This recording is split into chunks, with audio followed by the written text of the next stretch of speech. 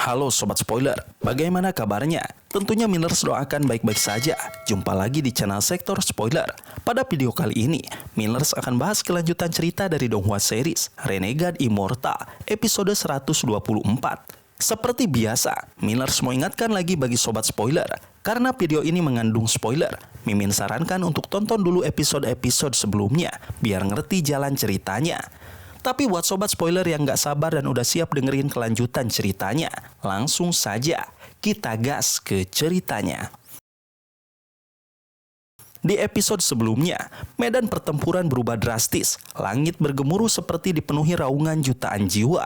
Dan suara itu membangunkan kesadaran Wang Lin dari kegilaan. Di kejauhan, awan hitam yang terbentuk dari fragmen jiwa mendekat, membawa tekanan mengerikan bersama sosok Hu Pao, murid lama yang kini berubah menjadi musuh penuh kebencian. Hu Pao telah menempuh jalan kehancuran selama 10 tahun. Dengan teknik pemurnian jiwa, ia mengumpulkan 100 juta fragmen jiwa dan membakar hidupnya sendiri demi kekuatan sementara. Namun Wang Lin melihat dengan jelas kelemahan di balik kekuatan itu. Saat Hu Pao melepaskan seluruh fragmen jiwa, Wang Lin hanya mengangkat tangannya dan memperlihatkan akar sejati dari mantra pemurnian jiwa. Kendali Hu Pao runtuh seketika dan semua fragmen jiwa berbalik patuh pada Wang Lin. Dalam satu serangan, Hu Pao dan seluruh ambisinya hancur tanpa sisa.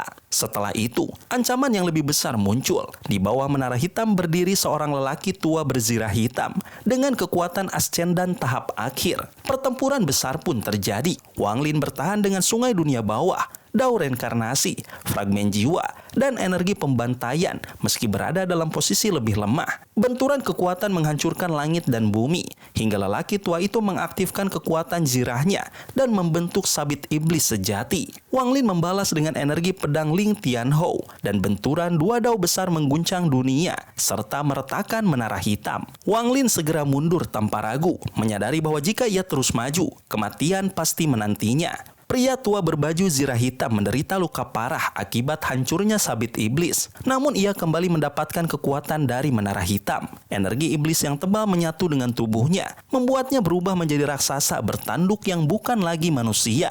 Dengan amarah dingin, ia mengejar Wang Lin tanpa ampun. Dalam pelarian itu, Wang Lin mengambil keputusan nekat. Dengan bantuan pil jiwa darah, ia membakar jiwa asalnya dan memasuki keadaan kegilaan total. Tubuhnya diselimuti api yang mengerikan, memaksa pria tua itu mundur ketakutan. Wang Lin kemudian meledakkan dirinya, melepaskan kekuatan penghancur yang tak terbayangkan. Ledakan itu menghancurkan tubuh pria tua dan meruntuhkan menara hitam sepenuhnya. Dari kehampaan, setetes darah biru melayang pergi dan perlahan berubah menjadi sosok Wang Lin yang baru, menandai kelanjutan hidupnya setelah pengorbanan besar tersebut. Di episode selanjutnya, setelah benar-benar sadar, ketakutan mendalam menyelimuti Wang Lin. Tanpa dorongan dari buah ascension surgawi, serangan indera ilahi dari menara itu diyakininya sudah cukup untuk membunuhnya berkali-kali. Dari sanalah, ia menyadari bahwa menghancurkan menara tersebut adalah satu-satunya cara memutus ancaman selamanya. Dengan tekad yang semakin kuat, Wang Lin terus melaju menuju kota setan langit. Satu persiapan penting telah selesai, dan kini ia membutuhkan bantuan setan kuno Bei Luo. Ia yakin janji yang tertunda selama 10 tahun masih berlaku. Energi spiritual surgawi di tubuhnya pulih dengan kecepatan luar biasa, memungkinkan penggunaan teleportasi besar berulang kali tanpa hambatan. Ia menduga hal ini berkaitan dengan 4 tetes energi surgawi yang telah sepenuhnya menyatu dengan tubuhnya saat ia menghancurkan diri. Ketika jaraknya tinggal 1 teleportasi lagi dari ibu kota, tekanan mengerikan tiba-tiba muncul dari belakang. Seorang pria besar berbaju zirah mengejarnya, memancarkan energi iblis yang sangat. Sekilas, sosok itu tampak mirip Ling Tianhou, meski lebih muda dan dengan aura yang berbeda. Wang Lin segera menjauh, menyadari bahwa pria itu kemungkinan memiliki kaitan dengan jiwa iblis yang terpecah. Saat jiwa iblis di dahi pria tersebut muncul sepenuhnya, Wang Lin memanggil kekuatan setan kuno Bei Luo.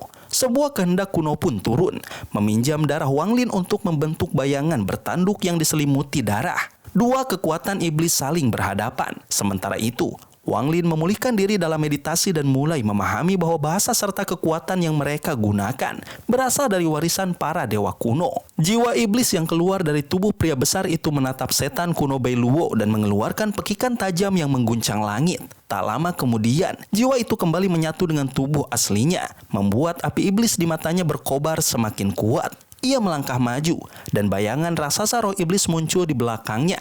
Setan kuno tetap tenang, melambaikan tangan hingga kabut iblis memenuhi langit. Kabut tersebut menyelimuti pria besar itu dan mengangkat pertempuran mereka ke udara. Sementara penghalang energi iblis menutupi seluruh kota setan langit. Ledakan demi ledakan mengguncang langit, menandai pertarungan dahsyat yang berlangsung sengit. Di bawah langit yang bergejolak, Wang Lin duduk bersila sambil berkultivasi, mengamati pertempuran dengan tatapan tajam. Getaran kekuatan dari benturan setan kuno dan iblis yang hancur membangkitkan kembali ingatan dewa kuno Tusi yang tersembunyi di dalam dirinya.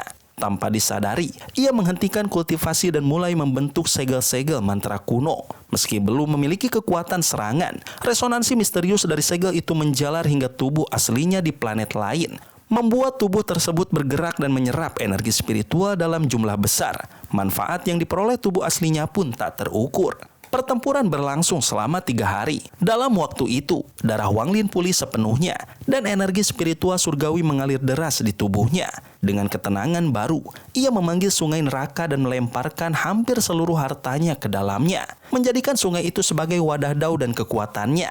Setelah melindungi dirinya dengan 130.000 segel energi pembantaian, Wang Lin terbang ke langit membawa cahaya kuning yang memadat dari sungai neraka. Saat pria besar itu mulai terdesak oleh setan kuno Bei Luo, Wang Lin menyerbu bagaikan meteor dan menyerangnya dari depan. Segel-segel pelindung di tubuhnya runtuh satu persatu. Namun ia terus maju hingga cahaya kuning dilemparkan tepat ke arah musuh. Benturan itu menciptakan jeda singkat yang cukup bagi setan kuno Bei Luo untuk menyelimuti pria besar dengan cahaya iblis dan memurnikannya. Jiwa iblis mencoba melarikan diri dengan meninggalkan tubuh dan bersembunyi di dalam baju zirah. Tetapi Wang Lin telah menunggu saat tersebut. Ia merebut zirah itu dan dengan sisa kekuatan buah ascension surgawi, memasuki kondisi kegilaan ekstrim demi menahan serangan jiwa iblis di dalam tubuhnya. Melihat keberanian dan perhitungan Wang Lin, Bei Luo akhirnya turun tangan sepenuhnya. Ia menangkap Wang Lin dan sisa tubuh pria besar itu, lalu membawa mereka pergi, menandai akhir dari pertempuran yang menentukan takdir mereka. Di luar planet budidaya peringkat 7 Tianyun, sebuah planet merah darah melayang sunyi di angkasa.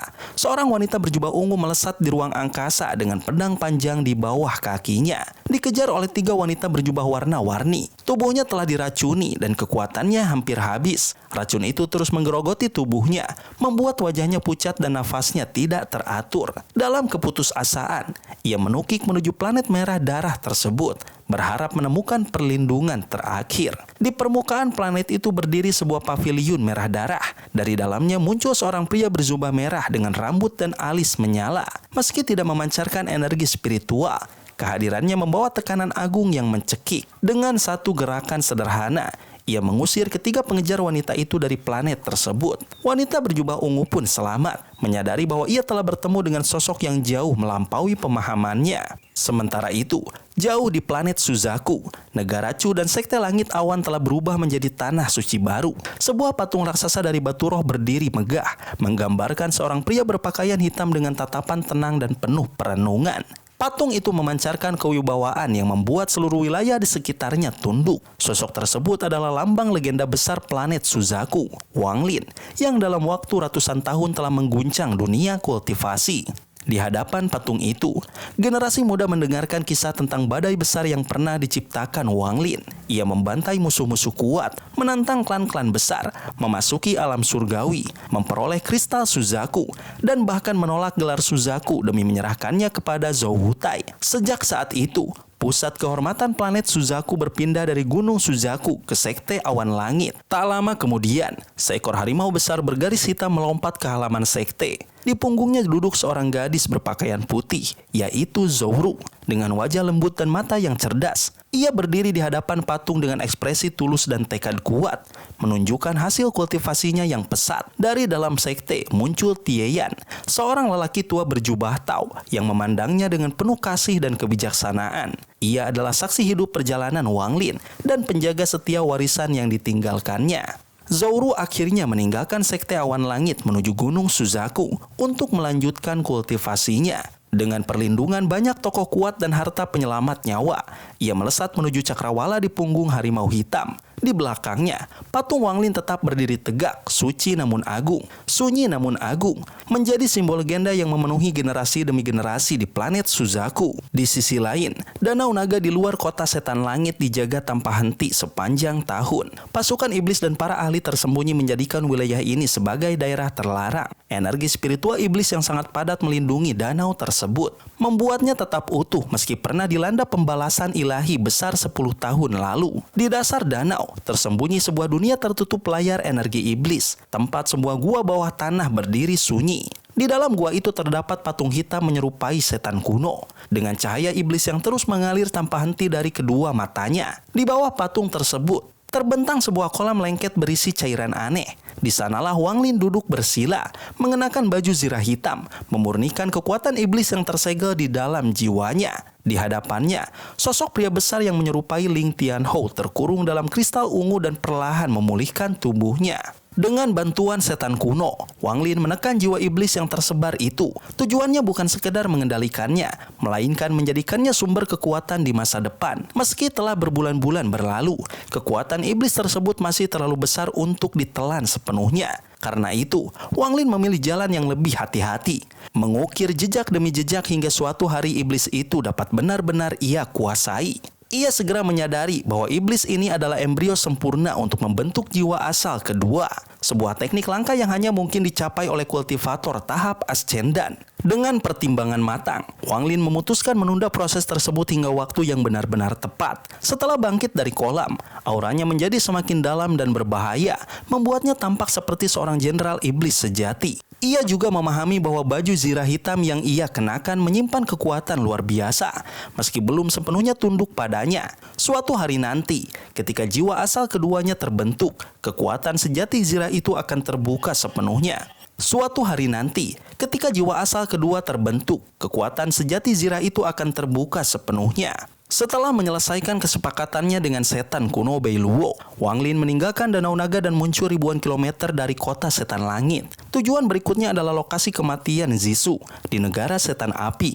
Karena sisa energi pedang peninggalan Ling Tianhou terlalu berharga untuk diabaikan. Di dalam hutan tempat Jisoo tewas, tubuhnya masih utuh dan memancarkan cahaya keemasan samar yang membunuh semua makhluk yang mendekat. Seorang kultivator parubaya telah tiba lebih dulu dan mencoba mengambil tubuh tersebut, yakin bahwa harta besar tersembunyi di dalamnya. Sebelum usahanya berhasil, Wang Lin muncul dengan baju zirah hitam. Tekanan energi iblis di sekelilingnya langsung memusnahkan semua serangga yang dilepaskan kultivator itu. Jelas bahwa tidak ada seorang pun yang berhak menyentuh tubuh Jisoo sebelum Wang Lin memastikan sendiri kebenaran di balik sisa energi pedang tersebut. Dengan langkah tenang namun penuh tekanan, ia berdiri di hadapan mayat itu, bersiap mengambil kembali warisan kekuatan yang seharusnya tidak jatuh ke tangan orang lain. Reaksi Tong Yun, kultivator parubaya itu terlihat cepat dan meyakinkan. Ia menutup setiap celah kebohongannya dengan sikap yang tampak alami, cukup untuk menipu orang biasa. Namun, Wang Lin hanya menatapnya dengan dingin dan terus melangkah maju tanpa ragu.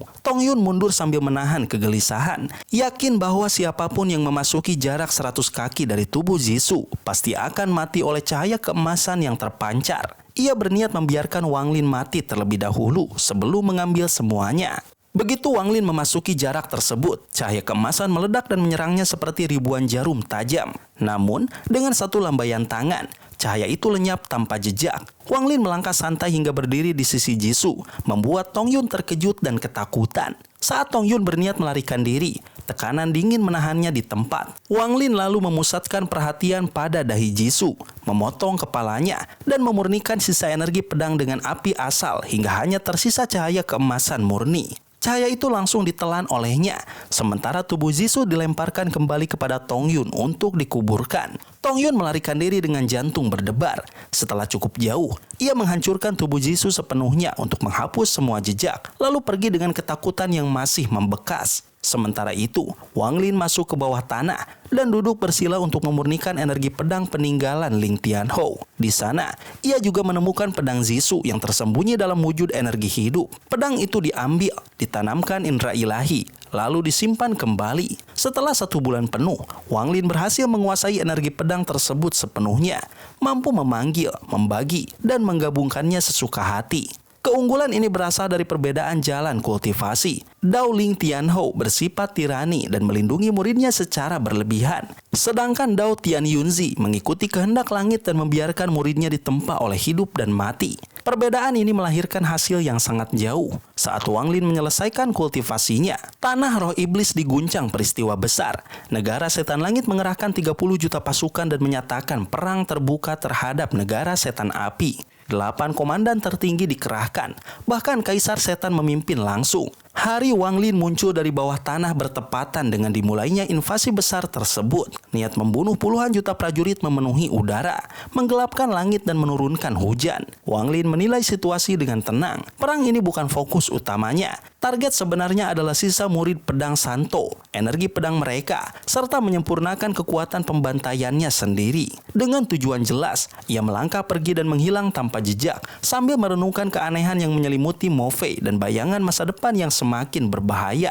Awan debu tebal menyelimuti cakrawala saat pasukan besar negara setan langit bergerak maju. Derap langkah dan dentuman pasukan menciptakan getaran hebat di tanah. Di atas mereka, sebuah menara kuno melayang tenang, dijaga ketat oleh tentara iblis. Seluruh barisan bergerak seperti mesin perang raksasa yang tak terbendung. Dari kejauhan, seberkas cahaya melesat mendekat. Wang Lin muncul di hadapan menara dan Gu Yundun keluar menemuinya. Meski tampil sederhana, aura keagungannya sulit diabaikan. Wang Lin segera menyadari keanehan kristal iblis di dalam tubuhnya. Sebuah kekuatan tersembunyi yang mengerikan. Pertemuan singkat itu berakhir dengan Wang Lin menerima sebuah giok khusus sebagai tanda otoritas dan kepercayaan. Tak lama kemudian, Wang Lin langsung menuju medan perang utama. Di sisi kanan pasukan besar, Wakil Panglima Mo Fei terlihat menunggangi binatang iblis, ditemani seorang pria paruh-baya bermata tertutup dengan pedang raksasa di punggungnya. Saat Wang Lin muncul bagaikan meteor di tengah pasukan, niat membunuh puluhan juta prajurit mengguncang langit. Tanpa ragu, ia mengunci targetnya dan menyerang sebelum siapapun sempat bereaksi. Serangan itu berlangsung dalam sekejap. Wang Lin memanfaatkan kekuatan penuh tahap ascendannya.